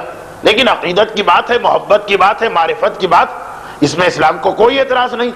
اور اسی کا یہ نتیجہ کہ نہ صرف یہ کہ عورت اس وقت دسترخوان کی چیزیں پکاتی ہے جب وہ پاک ہو، بلکہ پاک ہونے کے باوجود مزید اپنے آپ کو احتیاطاً نہلایا جاتا ہے، غسل دیا جاتا ہے اور پاک کیا جاتا ہے، کوئی نجاست نہیں۔ یعنی اگر نماز پڑھنے کی بات ہو، وہ ڈائریکٹ جا کے وضو کر کے نماز پڑھے گی، لیکن امام کے دسترخوان کے لیے کچھ چیزیں پکانا تو نماز پڑھ سکتی ہے، یعنی بارگاہ الہی میں جا سکتی ہے پاک، پھر بھی فقط احتیاط اور امام کی طہارت کو ذہن میں رکھتے ہوئے جا کے نہاتی۔ باقاعدہ خواتین نہاتی ہیں، اس کے بعد باورچی خانے میں جاتی۔ سادات میں تو اب تک یہ رواج، مجھے نہیں معلوم آپ کی ہاں اس میں سے کتنی باتیں اب تک باقی۔ اسی طرح حتی الامکان کوشش کی جاتی کہ دسترخوان پر بازار کی کوئی چیز نہ آنے پائے. ٹھیک ہے، شریعت کے اعتبار سے بازار مسلمین، مسلمانوں کے بازار کی ہر وہ چیز پاک ہے جسے اپنی آنکھوں سے تم نجس ہوتے نہ دیکھو. مگر دل میں ایک ذرا سا جو شک آتا، اپنے کھانے کی بات ہو تو کوئی بات نہیں، ہم بازار سے روٹی لے آئے، ہم بازار سے مٹھائی لے آئے، مگر یہ امام کی خدمت میں تحفہ پیش کر رہے ہیں، اس میں ذرا سا بھی شک آئے تو کیوں آئے؟ چنانچہ خود زحمت اٹھا کے، اور ایسے بھی سادات گھرانے میں خواتین ہیں جنہوں نے کافی عرصے پہلے سے چولہا ہانڈی چھوڑا ہوا، اب باورچی خانے سے ان کا کوئی تعلق نہیں، لیکن جب امام کا دسترخوان خود آتی اور اپنے ہاتھوں سے کہ اپنی آنکھوں کے سامنے پوری طہارت کا انتظام ہو جائے. ایسے بھی اب تک گھرانے، بعض اوقات لوگ کہتے ہیں کہ آخر اس کی وجہ کیا ہے؟ وجہ سن لیجیے کہ وہ دسترخوان پر ہمیشہ مٹی کے کنڈے لا کے رکھتے فقط طہارت کی وجہ سے. پانی کے بعد پاک ترین چیز دنیا میں مٹی مانی گئی. کورے برتن، نئے برتن ہم کو لانا، استعمال شدہ برتن. ٹھیک ہے، برتن کو آپ 3 مرتبہ پانی میں ڈال دیں، کیسی ہی نجاست کیوں نہ ہو پاک ہو جاتی ہے. چلیں کچھ نجاستیں اگر ایسی ہے تو 7 مرتبہ پاک کر لیں، پھر بھی نہیں. کہا کہ نہیں، ذرا سا بھی ہم کو استعمال شدہ چیز کو نہیں لانا، شاید کہیں کوئی نجاست لگی رہ گئی. بالکل نئے اور کورے برتن استعمال ہوں گے. حتیٰ یہ کہ دسترخوان کا کپڑا بھی بالکل کورا استعمال کیا جاتا. یہ کیوں؟ شریعت نے کہا، مسائل میں لکھا. حتیٰ یہ کہ توضیح المسائل کو جو لوگ نہیں مانتے، کہتے ہیں یہ آج کے مراجع کو تو ہم مانتے ہی نہیں، تحفۃ العوام کو وہ لوگ مانتے ہیں، اس میں بھی یہ چیزیں نہیں لکھی، مگر فقط عقیدت کی وجہ سے. اسلام کو ایسی عقیدت پہ کوئی اعتراض نہیں، فقط معرفت اہل بیت اور طہارت اہل بیت کے نتیجے میں. لیکن عجیب بات یہ کہ یہ ساری طہارتیں جمع کی جا رہی، عالم کا نہ ہونا یا عالم ہے اور ہم اس سے مسائل حاصل نہ کریں اس کے نقصانات. یہ ساری طہارتیں جمع کی جا رہی جس میں سے کوئی چیز بھی اسلام کا حکم نہیں، ہماری عقیدت. مگر جو اہم ترین طہارت اسی کو بھلا دیا جاتا ہے جو اسلام کا بھی حکم ہے، امام کا بھی حکم ہے، شریعت کا بھی تقاضا. وہ یہ کہ جس طرح پکانے والی کو پاک ہونا چاہیے، برتن جس میں رکھا جائے گا چیزوں کو لا کے اس کو پاک ہونا چاہیے، دسترخوان جس کو بچھا کر اس کے اوپر یہ برتن رکھے جا رہے ہیں اس کو پاک ہونا چاہیے. ان سب سے زیادہ اہم اس پیسے کو بھی پاک ہونا چاہیے جس سے یہ ساری چیزیں خریدی جا رہی. وہ برتن کی طہارت ہماری خوشی، کپڑے کی طہارت ہماری خوشی، باورچی خانے میں کام کرنے والی خاتون کی طہارت اس کی اپنی خوشی، مگر پیسے کی طہارت اسلام کا حکم ہے. اگر پیسہ حرام کا پیسہ، چوری کا ہے، جوئے کا ہے، پرائز باؤنڈ کا وہ پیسہ کہ جس کو حرام قرار دیا ہے مراجع نے، سود کا پیسہ ہے، رشوت کا پیسہ ہے، غصب کا پیسہ ہے، میراث کا پیسہ ہے، بھائی کا حق دبایا ہوا ہے، قرضہ واپس نہیں کر رہے جو ایک رزق حرام کی ایک فہرست، وہ والا اگر پیسہ، اور اس پیسے سے ہم وہ ساری چیزیں خرید کے لا رہے ہیں جو نظر و نیاز خدمت امام میں پیش کر رہے ہیں، تو دیکھیے جو اصل چیز ہے اسی کو نجس رکھا اور اس کے بعد ساری چیزوں کو پاک کرتے چلے جا رہے ہیں. جس طرح پہلے کتابوں میں ایک مسئلہ تھا جس سے بڑے لطیفے بنتے تھے. وہ کون سا مسئلہ؟ کہ کنویں میں اگر کوئی نجاست گر جائے تو حکم یہی تھا کہ اتنے ڈول نکالو تو کنواں پاک ہو جائے. کتاب میں پڑھتے تھے لوگ تو ایسا ہی ہوتا. کتا گر کے کنویں میں مر گئے، لکھا ہے کہ مثلا 70 ڈول نکالو، 70 ڈول نکال لیے، کہا کنواں پاک ہو گیا. کسی نے کہا بھائی وہ کتا تو اب تک کنویں میں پڑا ہے اسے کیوں نہیں نکالا؟ جملہ تو یہ دیکھا نا کتاب میں کہ کتا اگر مر جائے تو 70 ڈول نکالنے سے کنواں پاک ہو جاتا. ارے پہلے تو کتا نکالنا پڑے گا، 70 ڈول تو بعد میں آئیں گے. وہ 70 ڈول یقیناً اسے پاک کرتے، مگر یہ چیز کتاب میں نہ بھی لکھی ہو تب بھی کامن سینس کی چیز ہے. ویسی ہی غلطی آج کل ہوتی جا رہی کہ باقی ساری چیزوں کی طہارت، لیکن اگر اصل مال، وہ مال حرام کا مال ہے، وہ مال فراڈ کا مال ہے، وہ چیٹنگ ہے، وہ دھوکہ ہے، وہ کسی کا حق غصب کیا اور اس سے لا کے دسترخوان سجایا جا رہا. اب اگر برتن پاک ہو، اب اگر پکانے والی پاک ہو، اب اگر کپڑے پاک ہو، وہ ساری طہارت کہاں کام آئیں گی اگر خود عین چیز، اصل نظر جو ہے وہ نجس. مگر دیکھیے ان تمام چیزوں کی طرف توجہ ہے، اس کی جانب توجہ نہیں. یہاں پہ فقہ کا ایک مسئلہ بھی آ جاتا کہ اگر کسی وجہ سے کوئی آدمی اس حیثیت میں نہ ہو، دیکھیے جو میں بات کہہ رہا ہوں غلط کہہ رہا ہوں، لیکن غلط بات بھی اس لیے کہہ رہا ہوں کہ چلے کچھ تو گناہ کم. اگر کوئی آدمی ایسی حیثیت میں نہیں کہ حلال مال سے دسترخوان یا سفرے کا انتظام کرے، تو کیا یہ مسئلہ کتابوں میں نہیں؟ فطرے کے مسائل میں پڑھ لیجئے، توضیح میں لکھا کہ پھر وہ کسی سے قرضہ لے، اس قرضے سے یہ سب انتظام کرے اور قرضے کا پیمنٹ چاہے اپنی اس تنخواہ اور اس پیسے سے کرے. اگرچہ گناہ اس کا کم نہیں ہوگا لیکن کم از کم یہ مال تو حلال ہو جائے گا. یہ طریقہ، لیکن یہ طریقہ بھی انتہائی مجبوری کی حالت میں. ایک یہ مثال، دوسری اور آخری مثال سنی اور بات ختم. 22 رجب کے کنڈے امام کے نام پہ ہوتے. اور اس امام کے نام کا مطلب کیا ہوا؟ وہی قرآن، اذان اور مرثیہ والا مسئلہ کہ اگر عام حالت میں کوئی گناہ ہو تو ایک عذاب، اور اگر کسی مقدس چیز کے حوالے سے گناہ ہو تو دو عذاب. عام حالت میں بے پردگی ہو تو ایک عذاب، اور اگر امام کے نام پہ بے پردگی ہو تو دوہرا عذاب. چنانچہ شادی میں جو بے پردگی ہے وہ بھی غلط، لیکن اگر اس طرح کنڈوں کے اور سفرے کے نام پہ بے پردگی تو وہ دوہرا غلط. ایک تو آپ خود ایک غلط کام کیا اور پھر امام کا نام استعمال کیا. بہت ہی واضح بات، بہت ہی کلیئر بات.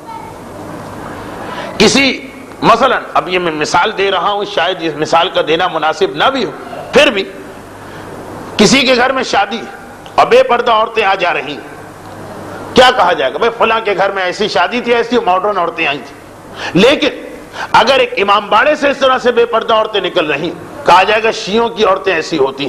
اور بہت ہی واضح مثال کہ جس وقت اس علاقے سے میں اپنے علاقے کی جانب جاتا ہوں، اس وقت کی بات نہیں کر رہا ہوں، مثلا کبھی مغرب کا وقت ہوتا تو گروہ در گروہ بہت سی خواتین بے پردہ سڑکیں پار کر کے جا رہی ہوتی ہیں جماعت خانے کی جانب. بس اس ہجوم کو دیکھ کے کہا جاتا ہے فلاں فرقے کی عورتیں. یہ ہو سکتا ہے اسی فرقے کسی عورت کے گھر میں کبھی شادی بھی ہوئی کسی میرج ہال میں، وہاں سے بھی عورتیں اسی حالت میں نکلی، مگر اس کو دیکھ کے ہم کبھی نہیں کہیں گے کہ فلاں فرقے کی عورتیں بے پردہ. یہی کہیں گے بھائی پاکستان میں شادیوں میں بہت بے پردگی آ گئی. لیکن جب وہ اپنے عبادت خانے جانے کے لیے نکلتی تو ہر آدمی جو نگاہ ڈالے گا فوری طور پر بات ان عورتوں کی نہیں ہوگی، فوری طور پر بات ان کے فرقے کی ہو جائے گی. یہی مسئلہ کہ اگر ہمارے گھر میں ہمارے بچے کی سالگرہ میں بے پردہ عورتیں آ رہی، کہا جائے گا وہ فلاں آدمی بہت ماڈرن ہو گئے، ان کے گھر میں پردہ ہی نہ رہا. اور اگر ہمارے گھر کے اندر امام کے نام پہ لوگ آ رہے ہیں تو کہا جائے گا بھائی شیعوں کے یہاں چھٹے امام کے دسترخوان میں اس طرح سے عورتیں جاتی. جو بہت ہی، اب میں اس سے زیادہ بات کیا کہوں، کہ جس وقت 15 شعبان کو عریضے ڈالے جاتے تھے اور کوئی حجاب کا اور کسی قسم کے مرد اور عورت کے الگ ہونے کا تصور نہ تھا، جس انقلاب ایران سے پہلے. اب تو میں نے سنا کہ کچھ رضاکار، کچھ بچے بیچ میں رسیاں لگا دیتے ہیں، اپنی حد تک کچھ کوشش کرتے ہیں. تو وہ جو 15 شعبان کو امام کے نام پہ ہم عریضہ ڈالتے تھے، اگر آپ غیروں سے سنیں تو وہ ہماری قوم کا کتنا بڑا مذاق اس رات کے حوالے سے اڑایا جاتا، کتنا بڑا مذاق پوری شیعت کے حوالے سے. یہ نہیں کہا جاتا تھا کہ بھائی ان میں کچھ لوگ اتنے ماڈرن ہو گئے. اگر ہماری عورتوں کی اکثریت اس رات کو بھی اپنے گھر میں بیٹھی ہوتی، وہ 2%، 3% عورتیں ہوں گی، لیکن اس رات کے حوالے سے پہلے سے ہی باتیں شروع ہو جاتی تھی. اوباش اور لوفر قسم کے لوگ اس رات کے بارے میں پہلے سے تذکرہ شروع کر دیتے تھے اور شیعت کا نام استعمال ہوتا تھا. اس کے مقابلے میں ہمارے یہاں شادیوں میں بھی اتنی بلکہ اس سے زیادہ بے پردگی ہوتی. اس حوالے سے کبھی شیعت کی بات نہیں آئے گی. تو یہ فرق ذہن میں ہم کو رکھنا، اس فرق کو ذہن میں رکھنا کہ جب ہم امام کے نام پہ بے حجابی کرتے تو وہ مسئلہ ہمارے گھر کا نہیں رہتا، وہ مسئلہ امام کا ہو جاتا، وہ مسئلہ تشیع کا ہو جاتا. اور اگر ہم اس موقع پر حجاب کو بچا لیں تو جو سادات کے بارے میں آپ نے حدیث سنی، ہمیں ڈبل ثواب ملے گا. ایک تو بے حجابی کا گناہ ختم، پھر ہم نے امام کا نام بچایا، پھر ہم نے شیعت کی عزت کو بچایا، پھر ہم نے صاحبان ایمان کو تحفظ دیا ہے. یہ خود ایک نیکی ہے، یہ خود ایک عبادت ہے، یہ خود ایک ثواب ہے. بس اس چیز کو ذہن میں رکھتے ہوئے یہ سوچئے گا کہ 22 رجب کے کنڈے ہو یا اور جو دوسرے تاریخوں میں سفرے ہوتے ہیں،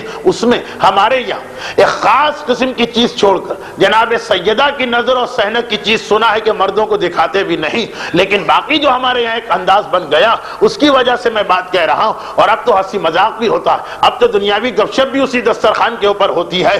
اور کتنے ہی ایسے لوگ جن کے یہاں اگر غیروں کو، مرد اور عورتوں کو ساتھ لا کے نہیں بٹھایا جاتا، اتنا انتظار کرایا جاتا کہ بھئی ابھی عورتیں دسترخوان پر ٹھہر جائیے، عورتیں چلی گئی تو مردوں کو بلایا جاتا. پھر بھی کچھ ایسے خاص رشتہ دار ایسے ہوتے ہیں جن کے بارے میں ذہن سے ہی نکل جاتا ہے کہ یہ نامحرم. جب میں مثال دیتا ہوں، سالی اور بہنوئی آیا، اب وہی سالی اس کو دسترخوان پہ لے کے جا رہی، وہی چیزیں چکھنے کی بات کر رہی، وہی صاف برتن لے کے آ رہی، گناہ ہو رہا. اسی کا نام مکس گیدرنگ ہے. یہی وہ چیزیں جو اسلام میں حرام ہے. یہ نہیں کہ اگر کوئی محلے والا یا شوہر کا کوئی کاروباری دوست آ رہا ہے، اس وقت بیوی پردے میں چلی گئی اور مطمئن ہو گئی کہ ہم نے کم از کم 22 رجب کے دسترخوان پہ کوئی بے پردگی نہیں کی ہے، اور اسی کا بہنوئی آیا تو ایک مرتبہ آگے بڑھ بڑھ کر ہر چیز اس کو پیش کر رہی ہے. چاہے یہ عورت کہتی رہے کہ بھئی عام دنوں میں بھی میرا بہنوئی آتا تو میں ہی تو اس کو چائے دیتی ہوں، عام دنوں میں آپ کے گھر کی تقریب ہے، آج امام کا نام استعمال ہو رہا ہے. بس اس کا فرق آپ کو ذہن میں رکھتے ہوئے آگے بڑھنا ہے.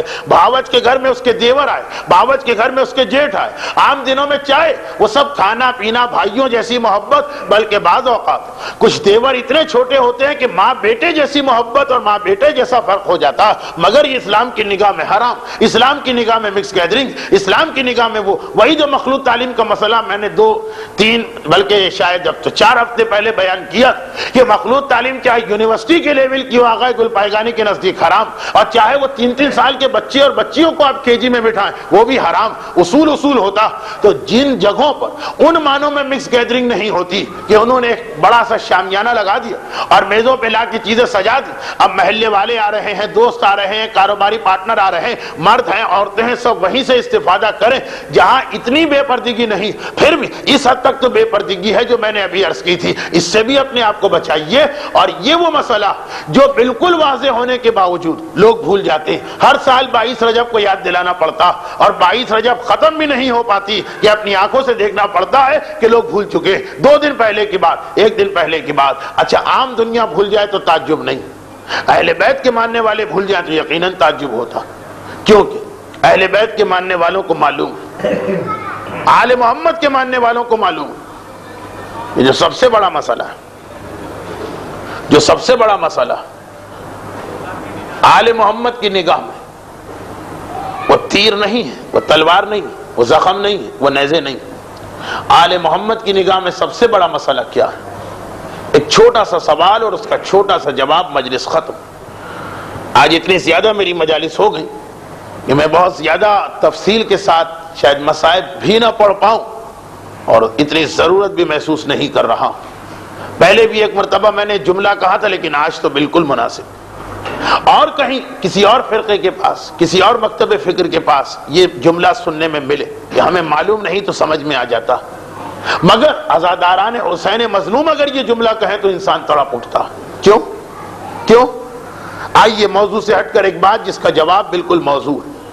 ایک کافر آتا ہے، ایک امریکہ یا یورپ کا رہنے والا ایک عام سا عیسائی آتا جو اپنے دین کو بھی کچھ نہیں جانتا تو ہمارے دین کو کیا جانے گا، اور آ کے کہتا ہے کہ ہم نے یہ دیکھا ہے کہ آپ لوگ اپنے پیغمبر کے نواسے کا بہت ماتم کرتے ہیں، ہم نے آپ کے جلوس دیکھے، ہم نے آپ کی مجلسیں دیکھی، ہم نے آپ کا نوجوانوں کو زنجیر کا ماتم کرتے دیکھا، ہم نے آپ کے نوجوانوں کو آنکھ پہ چلتے دیکھا۔ کیا ہوا تھا؟ ہم نے کہا کربلا میں یہ واقعہ ہوا تھا، یہ واقعات پیش آئے تھے۔ دیکھیے اگر آپ نے پہلے سے وہ حدیث نہ سنی ہوتی اور وہ جو نوحہ ہے وہ نہ سنا ہوتا تو میں پوچھ رہا ہوں آپ کا جواب کیا ہوتا؟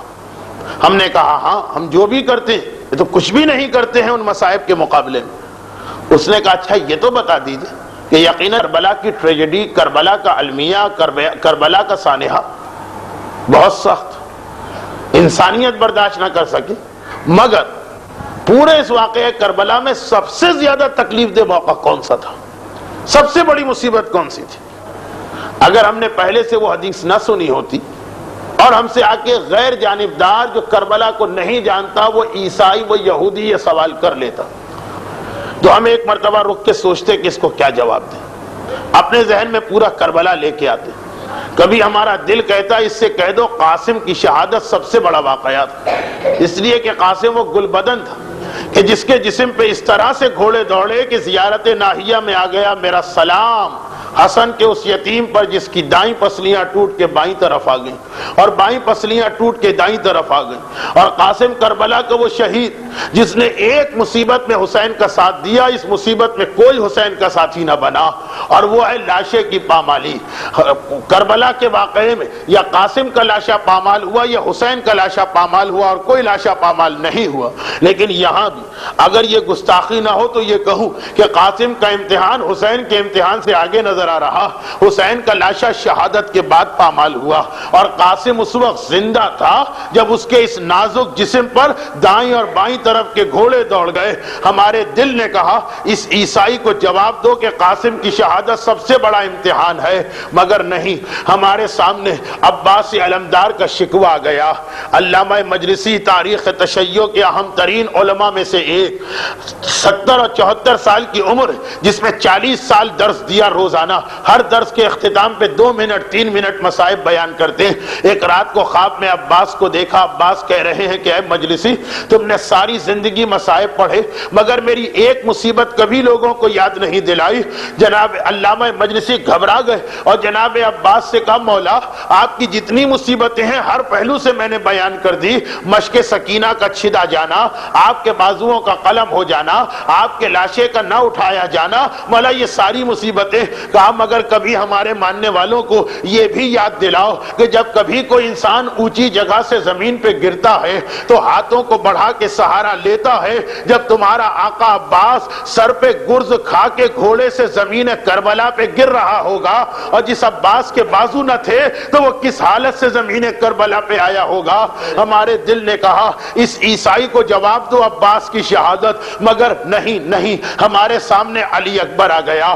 18 سال ام لیلہ کا وہ چاند کہ کربلا کے واقعے کے بعد جب سیدانیوں کا لٹا ہوا قافلہ کوفہ اور شام جا رہا تھا تو شام میں ایک ایسا شہر آیا جہاں صرف عیسائی رہتے تھے۔ عیسائی عورتوں کو کوئی غرض نہیں تھا کہ یزید کون حسین کون، مگر تماشا دیکھنے مکان کی چھتوں پہ آئی اور ان کی نگاہ پڑی، نوک ہائے نیزہ پہ کٹے ہوئے سر آ رہے ہیں۔ ایک عیسائی عورت کی نگاہ اکبر کے کٹے ہوئے سر پہ پڑی، بے اختیار پکار اٹھی خدا کرے اس جوان کی ماں زندہ نہ ہو۔ یہ جملہ ام لیلہ نے بھی سن لیا، ایک مرتبہ سر اٹھایا، کہا کہ اتنا بتا دے اس جوان کی ماں نے تجھے کیا نقصان پہنچایا ہے کہ تو اس کی ماں کی موت کی دعا مانگ رہی۔ وہ عیسائی تڑپ کے کہتی ہے ارے میں تو اس لیے کہہ رہی کہ ہم سے 18 برس کے اس جوان کا کٹا سر نہیں دیکھا جا رہا، اس کی ماں زندہ ہوگی تو اپنے لال کا کٹا سر کیسے دیکھا ہوگا۔ ہم نے کہا اکبر، شبیہ رسول اکبر، حسین و ام لیلہ کا چاند اکبر، اس سے بڑا امتحان کیا ہوگا۔ ہمارا دل چاہا اس عیسائی سوال کرنے والے کو جواب دے، مگر نہیں، ہمارے سامنے اس ششماہے کا لاشا آ گیا کہ ایسی قربانی تو دنیا کی تاریخ میں آپ کو نہ ملی ہوگی۔ حتیٰ یہ کہ تاریخوں میں ہے جب ہرملا نے تیر چلانا چاہا تو 3 مرتبہ کوشش کی، تینوں مرتبہ اس کے ہاتھ کانپے، تینوں کمان زمین پہ گر پڑے۔ آخر اس کا دوست سنان دوڑ کے آیا، اے ہرملا اگر کوئی مجھ سے پوچھے آج عرب کا سب سے بڑا تیر انداز کون ہے میں تیرا نام لوں گا۔ ایک بچے سے ڈر گیا، ہرملا نے کہا بچے کی بات نہیں ہے، تیر چلانا چاہتا ہوں۔ خیمے کا پردہ اس طرح ہلتا ہے جیسے ششماہے کی ماں در خیمہ پر کھڑی ہے، ماں کے سامنے اس کا بیٹا مجھ سے ذبح نہیں کیا جا رہا۔ اور ایسا بیٹا جب حسین اصغر کا گلا چھدا ہوا گلا اور یہ لاشا لے کے خیمے پہ آئے، رباب نے صرف ایک جملہ کہا، یا بنیا امثلو کا ینہر، بیٹا 6 مہینے کا تو جانور بھی ذبح نہیں کیا جاتا، کیا تجھ جیسے بھی نہر کیے جاتے ہیں۔ میں نے کہا اصغر کی شہادت سن لے اے سوال کرنے والے، یہ کربلا کی سب سے بڑی مصیبت، مگر نہیں میرے سامنے حسین کا کٹا ہوا سر آ گیا۔ ارے فاطمہ کا بیٹا کربلا کی جلتی ریتی پہ پڑا ہے، شمر حسین کے سینے پہ سوار ہے، قاتل کا خنجر چل رہا ہے، نو کے نیزہ پہ حسین کا کٹا سر بلند ہو رہا۔ ارے یہ تو وہ قربانی ہے جس کو دیکھ کر رباب اصغر کو بھول گئی، لیلا اکبر کو بھول گئی، کلثوم عباس کو بھول گئی۔ میں نے کہا یہ سب سے بڑی مصیبت ہے حسین کا کٹا ہوا سر، مگر ارباب اعزاز ذرا یاد کیجئے جب راوی نے یہی سوال میرے مولا سجاد سے پوچھا تھا، مولا سب سے بڑی مصیبت، سب سے بڑا امتحان، قاسم کا نام نہیں لیا، اکبر کا نام نہیں لیا، اصغر کا نام نہیں لیا، حسین کا نام نہیں لیا، ایک ہی جملہ کہا، الشام الشام۔ مولا شام میں کیا مصیبت نازل ہوئی؟ کہا شام میں میری بہنیں اور پھوپھیاں بے پردہ ہو گئی۔ ارے گھر والوں کا بے مخنا و چادر کے ہو جانا اتنی بڑی مصیبت کہ اس کے آگے میں اصغر کو بھول گیا، میں حسین کو بھول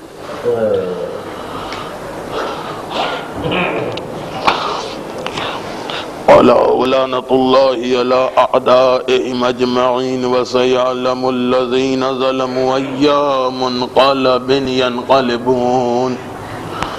پروردگارا تجھے واسطہ میرے مولا سید سجاد کی اس فریاد الشام الشام کا کہ ہمارے تمام مردوں اور تمام عورتوں کو اسلام کے اہم ترین حکم اس حجاب اور خصوصاً جو ہمارے مذہبی اجتماعات ہوتے ہیں اس میں حجاب کی پابندی کی توفیق عطا فرما۔ پروردگارہ ان مصائب کربلا اور شام کا واسطہ کہ تمام مومنین اور مومنات خصوصاً اس مجلس عزا کے حاضرین کو ہر مصیبت و پریشانی سے محفوظ فرما۔ پروردگارہ کربلا والوں کی ان شہادتوں اور آج کی اس شب جمعہ کا واسطہ ہمارے تمام مرحومین کی مغفرت فرما، اور ان تمام مظالم و مصائب کے انتقام کے لیے اپنی آخری حجت امام زمانہ کے ظہور میں تعجیل فرما۔ ایک دعائے صحت کی التماس آئی ہے، میرے بیمار امام سید سجاد کا تذکرہ ہوا تو پروردگارہ تجھے واسطہ بیمار امام سید سجاد کی اس بیماری کا ہمارے تمام بیماروں خصوصاً اس محفل کے نگہبان جناب علی رضا صاحب جو علیل ہیں ان سب کو شفاء کاملہ عطا فرما۔ سورہ خصوصاً آیت اللہ رضوان اللہ علیہ، امام امت امام خمینی رضوان اللہ علیہ اور شہید قائد حجت الاسلام سید عارف حسین الحسینی کے لیے سورہ فاتحہ۔ اللہ الرحمن الرحیم، الحمدللہ رب العالمین، الرحمن الرحیم، ایاک نعبد و ایاک نستعین، اهدنا الصراط المستقیم، صراط الذین انعمت علیہم غیر المغضوب علیہم ولا الضالین۔ ربنا تقبل منا